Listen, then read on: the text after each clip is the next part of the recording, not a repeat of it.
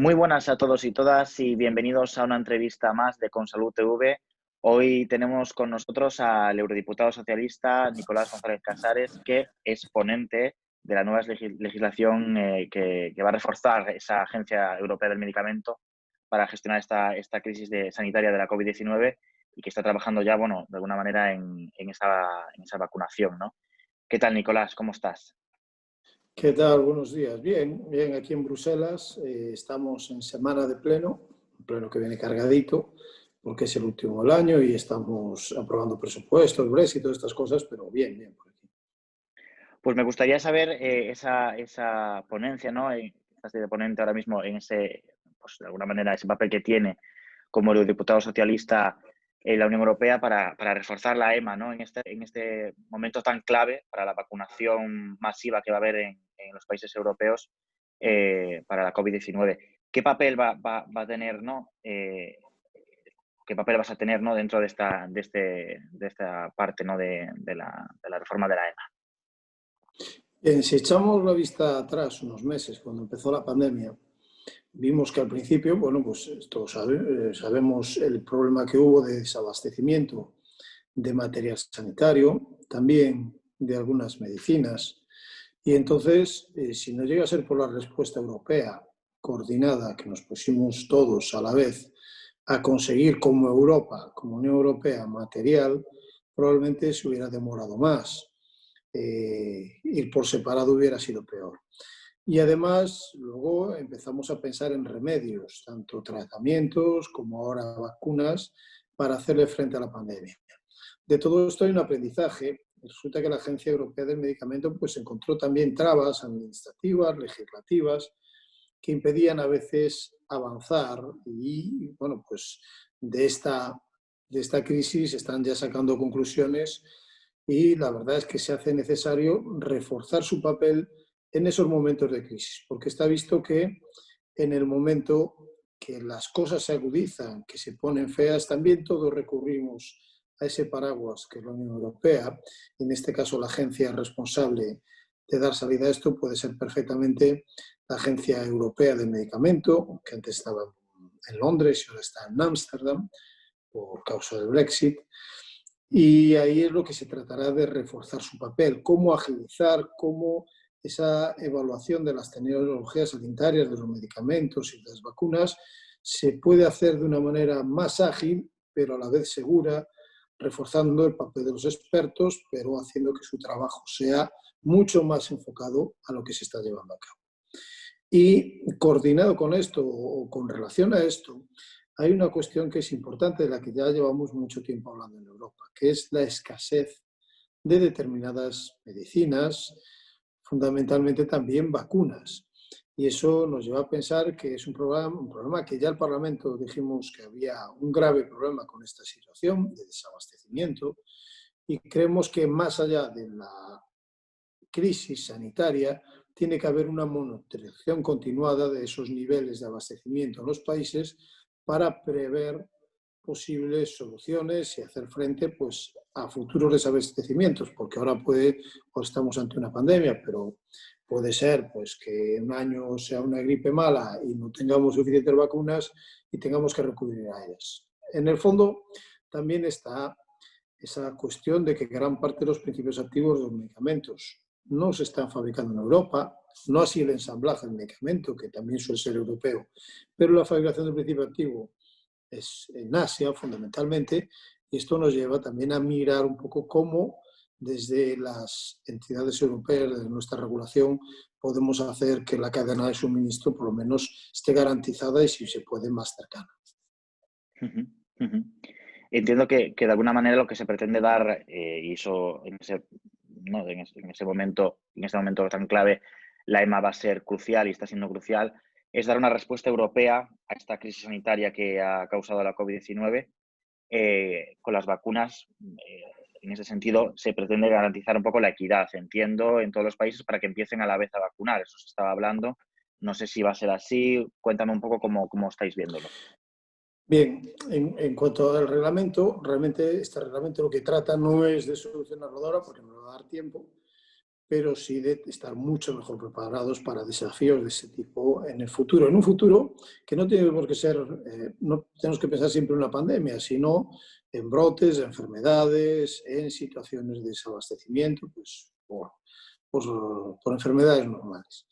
Pero sí que es cierto que la vacuna tiene que ser una respuesta europea. Está claro que si ahora todos los países de la Unión Europea estuviéramos peleando cada uno por nuestra cuenta por las vacunas, eso primero nos significaría problemas en el acceso, encarecimiento y al final una desigual reparto sin equidad en todos los países de la Unión Europea.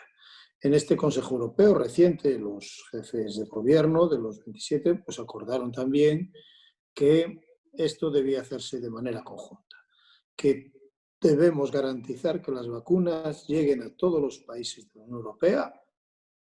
Probablemente no van a llegar a todos los habitantes a la vez, ya lo sabemos, pero que las remesas se repartan de una manera equitativa y bien distribuida por toda la Unión. Porque eso también garantiza eso que venimos pidiendo, que es o avanzar en una unión también de la salud. Una unión de la salud que no significa que mi proveedor sanitario, que habitualmente es mi comunidad autónoma, por ejemplo en España, pasa a ser la Unión Europea. No, no. Lo que significa la unión de la salud es actuar más coordinados en aquellas cuestiones de salud que no son comunes a todos. Y muchas veces no solo es el tratamiento sanitario, es decir, la provisión del cuidado, el tratamiento, la prevención, sino también lo que tiene que ver con la investigación, la coordinación o la evaluación de diferentes tecnologías sanitarias.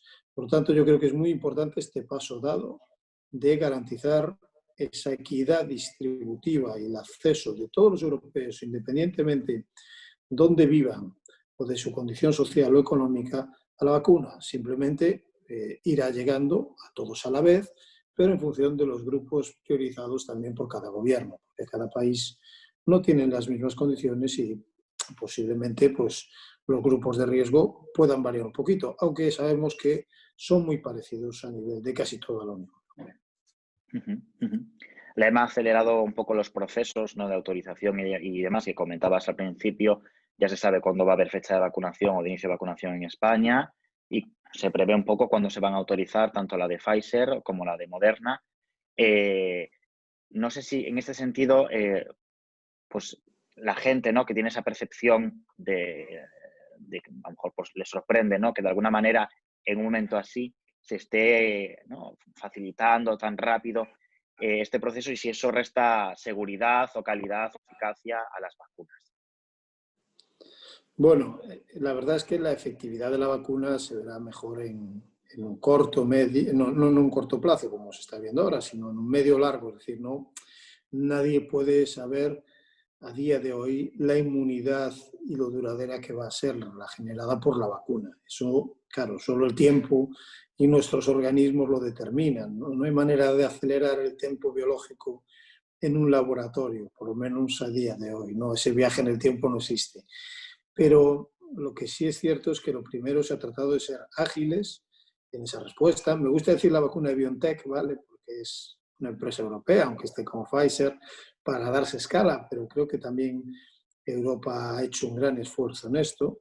Y esa aceleración, por así decirlo, debe hacerse también con seguridad. Yo creo que la EMA está demostrando que sí, que hay que hacerlo rápido, pero sobre seguro. A mí, la verdad es que no me causa ninguna desconfianza para nada, ni tampoco ansiedad, que pues vaya un poquito detrás de las otras agencias, tanto de la británica como la de la estadounidense. No me parece ningún problema esperar 15 días más o 3 semanas si lo que nos preocupa de entrada, lo que más preocupa de entrada de una vacuna es su seguridad. Y desde luego que si la EMA aprueba las vacunas a finales de año la primera y a principios del siguiente la segunda, desde luego va a hacerlo con seguridad, porque además va a tener un tiempo de experimentación de las vacunas previas, es decir, de las vacunaciones en otros países como pueden ser Estados Unidos o el Reino Unido. También he sabido que por regla general, por término general, cualquier efecto secundario en una vacuna suele aparecer en las primeras semanas, ¿no? Entonces ya habrá también una experiencia previa. Yo creo que es una decisión, además, de la agilización evidente, porque lo que antes tardaba una vacuna en estar disponible en el mercado se ha cortado muchísimo los tiempos. Pero yo creo que conjugamos esas cuestiones. La seguridad, probablemente la eficacia, seguramente la eficacia, están dando niveles muy altos, y luego yo creo que el proceso también debe hacerse con total transparencia e informando muy bien a los ciudadanos, tanto desde las agencias europeas y de la Unión Europea, como luego los diferentes niveles de país, de cómo están funcionando las vacunas y cómo se hace su evaluación continua. El ciudadano debe disipar cualquier duda sobre la seguridad. Debe disiparla. Y yo creo que todos esos movimientos de desinformación que a veces vemos, a mí la verdad, yo lo que quiero es que esta pandemia se acabe cuanto antes, que la gente pueda volver a su vida, pero sobre todo que salvemos vidas y morbilidad de gente ingresada a los hospitales. Ujú, ujú. No sé si, un poco para finalizar, ¿no? ¿Qué retos crees que se deberán abordar? Porque, bueno, empieza esa vacunación en este año 2021, que puede que sea un freno, ¿no?, definitivo a esta pandemia, pero tanto la EMA como el resto de instituciones europeas afrontan un reto, la recuperación no solo sanitaria, sino también social y económica, y la unión tiene que ser más unión que nunca. Sí, la verdad es que yo veo también un reto, ¿no? Es decir, si las vacunas se van a ir demostrando seguras, va a haber ansiedad de la población por ponérsela cuanto antes. Y eso va a generar un aumento de la demanda. Entonces, ¿cómo modular el acceso a las vacunaciones y la demanda? Va a ser un problema al que se tengan que enfrentar los gobiernos. Si no lo hacen de manera coordinada con la Agencia Europea de Medicamentos y la Unión Europea, pues vamos a tener problemas. Por lo tanto, yo creo que se están sentando las bases y creo que está bien decir que vamos a tardar meses en vacunar, porque no hay vacunas para todos, ni forma humana y material de vacunarnos todos en el primer mes o en las 6 primeras semanas. Es decir, habrá que ir modulando y probablemente sobre el mes de febrero o marzo tendremos probablemente una ansiedad en determinados sectores de la población por el acceso. Esperemos que todo funcione correctamente y sin duda también estos toques de atención, como estamos viendo estos días, con nuevas restricciones en países de Europa como Holanda y Alemania, poco sospechosos de no invertir en su sanidad, que están poniendo nuevas restricciones porque se están empezando a ver desbordados de nuevo. Por lo tanto, también prudencia. Es decir, que haya una vacuna no significa que no me pueda enfermar de COVID antes de ponérmela y que no pueda transmitirlo a mis familiares o allegados. Por lo tanto, tener una vacunación es esperanza, pero hasta estar vacunado no estaré libre de coger la enfermedad. Ujú. Prudencia y a cumplir las restricciones y las medidas sanitarias recomendadas, ¿no?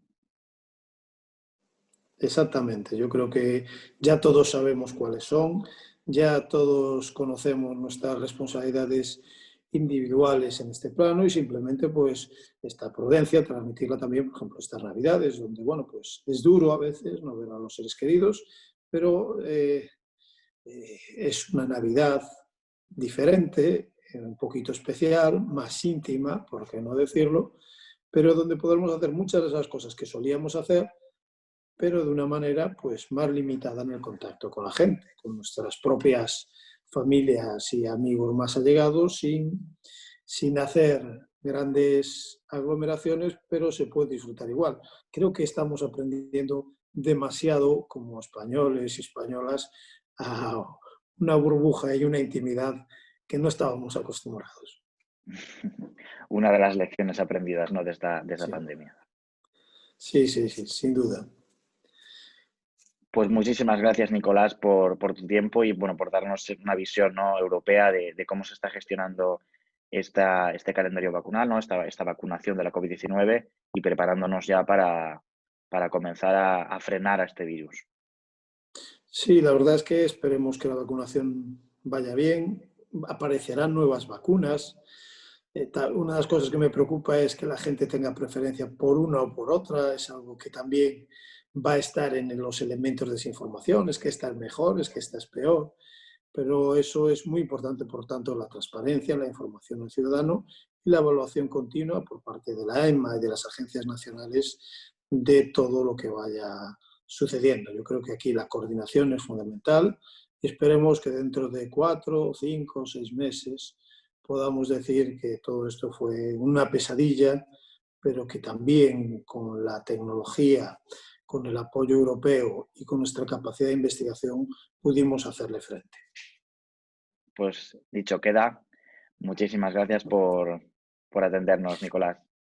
A vosotros, Nacho, muchas gracias.